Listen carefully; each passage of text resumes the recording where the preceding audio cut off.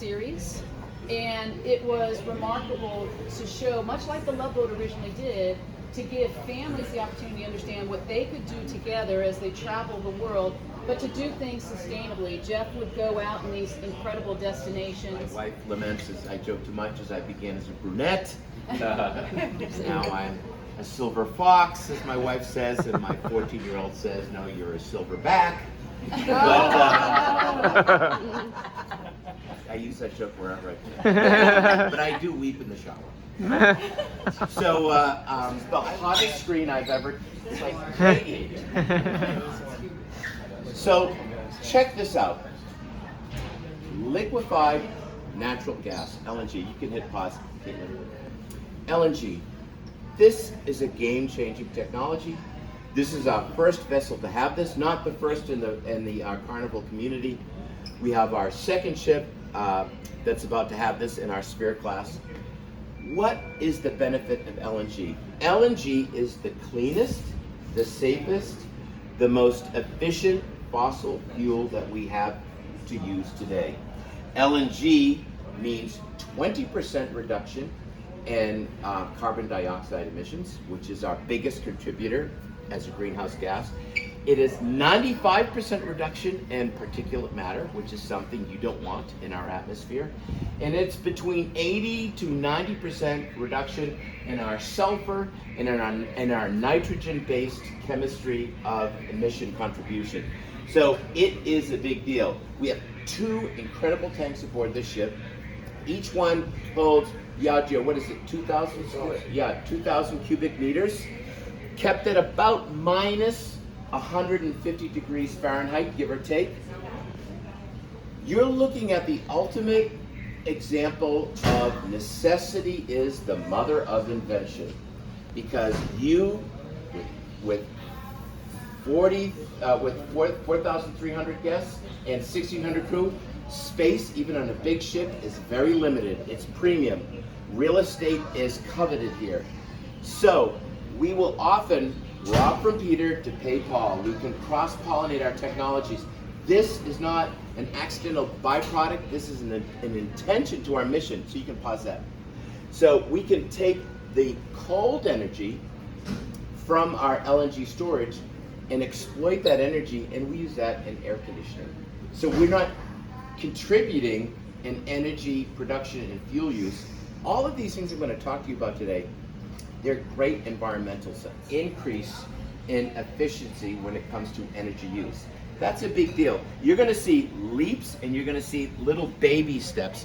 And all of this adds up to what Vicki touched on, which is our mission, our very grandiose mission, which we are more than halfway there getting, which is being carbon neutral by 2050.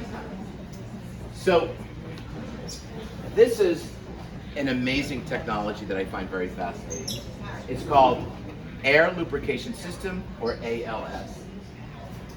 So we have 14 shunts on the hull. They produce these streams of bubbles driven by oil-free compressors. And the benefit of that is it literally is like a carpet, flying, magic carpet. It creates this air stream that reduces our resistancy and drag. This is a very big deal, and this adds an efficiency level of about 5 to 6%. We also have what you can press play. Caitlin, thank you so much. We have our bulbous hull. This essentially cuts down that resistance. You know, you look at this ship and it looks like this beautiful, gigantic harmonica. But what you don't see is that elegance in the design, and what that does is that literally splices and cuts through the water, increasing our efficiency, being more hydrodynamic. When you can keep playing. When we go from point A to point right here, you'll see these throughout the ship when we go below deck. And we're doing this here because this is a much more tenable place to have a conversation. You'll see below, it can be a little bit loud. So we're creating that water with our desalinators. We're also creating water with our evaporators. When you add all of our incredible skill sets in water creation and management, we are 30% more efficient with water than a landside community. Wow. Than Seattle. We're better in how we manage water and waste less. And when you drink this water, not only do we create that water, it first starts out as distilled water. If you've ever had, like when you're ironing, you need distilled water. We then supplement that with minerals and salts to make it a healthy, potable water. And it is just as delicious and potable as 9 out of 10 of the fancy bottled waters you get, because they're doing the same technology. Ballast. Does anyone know what ballast is? You need ballast on this ship. What is ballast? Keep it stable, it's the weight. Exactly. Ballast is what keeps this ship stable and balanced. Ballast has been on ships since the ancients, because they discovered with a top-heavy ship, you'll tip over, as we say in Italian, capovolgere, and we achieve that with ballast. Now ballast, go to our bilge. So bilge, what is, you can hit pause, Caitlin. So what is bilge? Anyone know? Anything, any liquid that finds itself below deck is bilge. It could be Biagio's third espresso in the morning, it could be oil, it could be condensation, any liquid. Back in the day, or even on my boat, I have a bilge pump. It just sends it right out to the sea. We don't do that. We have a 4-stage high-tech filtration system. The first stage is basically static filtration. So what is that? Think of salad dressing. When you don't shake that salad dressing, what happens? Oil goes to the top. That takes out probably 90% of it. Then it goes to, you press play. Then it goes through a centrifuge system where it's, think of the doctor's office, and it spins around really fast. You'll see this so hot, it's spinning so fast, and then that will remove most of those particulates. You can hit pause. Then it goes through a membrane filtration system, and this is the 4th stage, the most important stage. This is called the white box. Biagio has a key. Another leading managing officer has a key.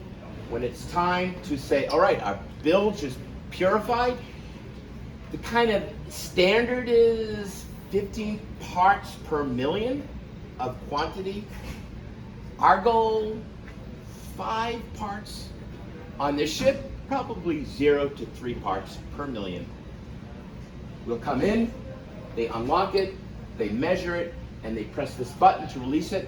This system will then use a measuring capacity that will determine if it's there, and if it says, I don't like it, it sends it back through the filtration process. It overrides it.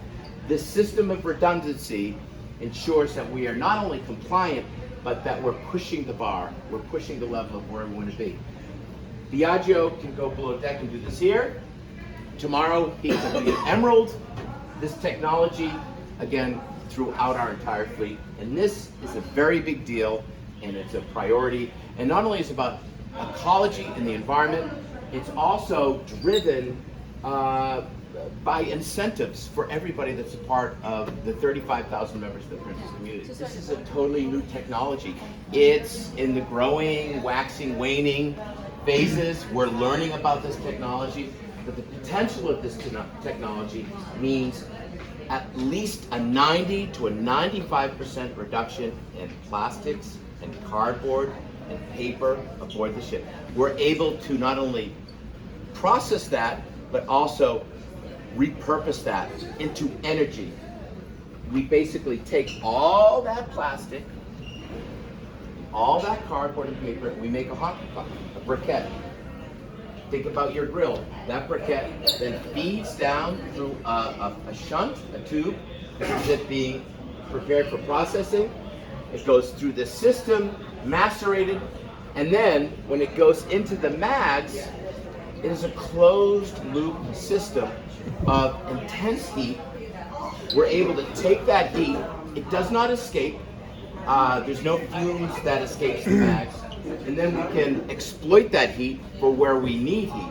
So like we can take the cold temperature from our liquefied natural gas and use that for air conditioning. We can take the heat temperature generated from this hockey puck and use that to boil water without having any measurable significant sense of the international maritime law, navigational laws, the rules of New Zealand and Australia, with the nuances of Seattle, and it extrapolates it, puts it all into this computer program, I guess you'd call it.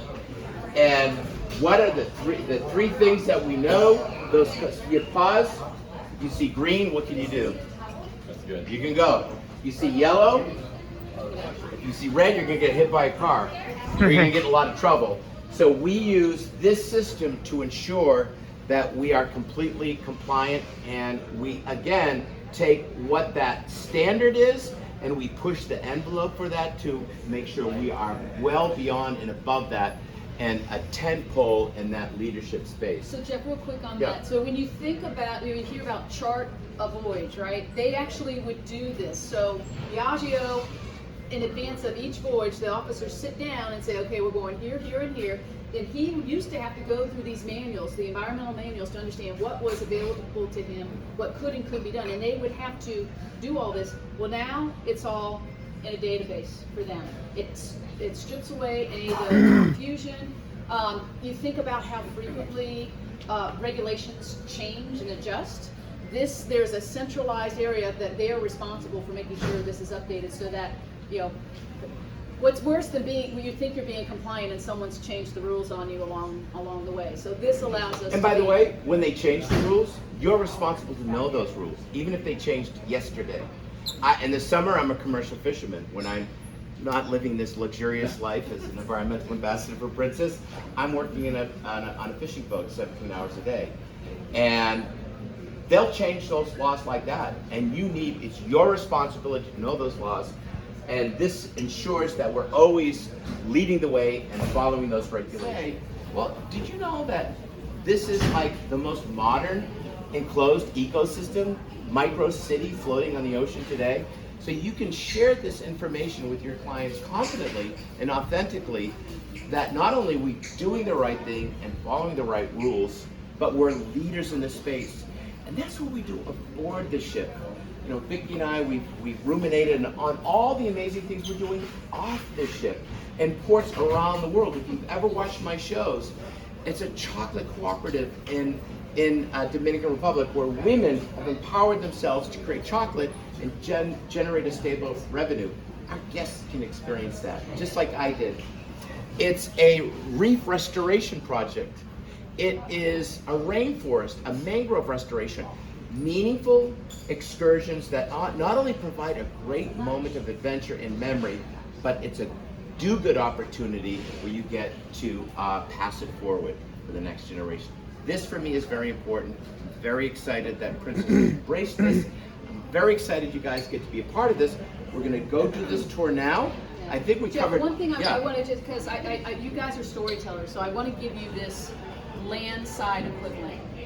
So if you were, let's say you were in San Francisco enjoying a meal alongside the bay, and a gust of wind comes up and takes the napkin where you had just left your drink, and it flies off into the bay, you're like, oh, sorry, and someone comes along and replaces that for you nicely. If that happens on a ship, we have to do everything in our power to retrieve that napkin from the water. It's a reportable offense. This man has to actually fill out a lot of paperwork to note this violation. And so we are held to a much more stringent standard than any place that any of us live. And so again, we've embraced that challenge and put all these innovations in place to ensure we are not only compliant, but setting the standards, setting the way for everybody else. Not only have we embraced this, it's on land, but in the water. When you're a boat, a commercial ship or a recreational boat, you have much more liberty with the use of waste. You know, you have to only be a mile to empty out whatever you have to empty out on your ship. We don't do that. We follow those protocols exquisitely and to the highest level possible, which is pretty amazing. What protocols are those? Anywhere in the world. Yeah. In one all of ocean. them. It can be local, federal, global, maritime, law. There's a bunch. So all of that gets fed into the system to allow us to be compliant for all of those. And like he was saying, that's why a red, yellow, green system is what works so well. It's visual, and you know, can or can't. And a special shout out to all my Patreon and YouTube members. Thank you so much for your additional support. If you'd like to become a Patreon or YouTube member, I'll include the links in the description below. It's basically a behind the scenes view of cruising with JT and special access to various benefits and perks and inside information into my upcoming videos. So if you do decide to join, I truly appreciate your support.